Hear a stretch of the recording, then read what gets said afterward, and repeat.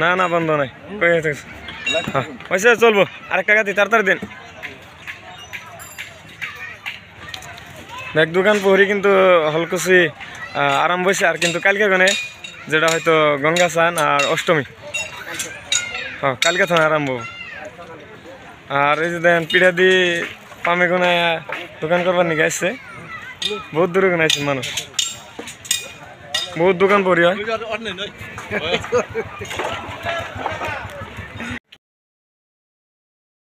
তো ফলকুচি হবা খুলে দেন কাম করতেছে ভাই ব্যস্ত আছে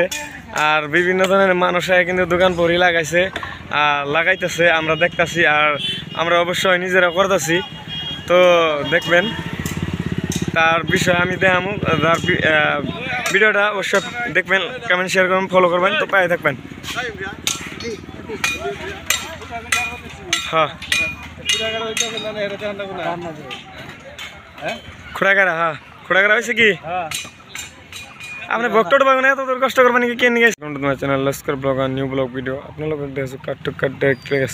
এত বিস্তৃত আছো আমি গুৱাহাটী হলকুচি সবকলাত আর দেখাবলৈ গৈ আছো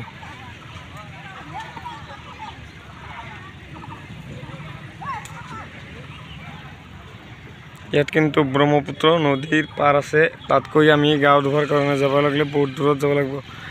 1.5 কিলোমিটাৰ মান দূৰ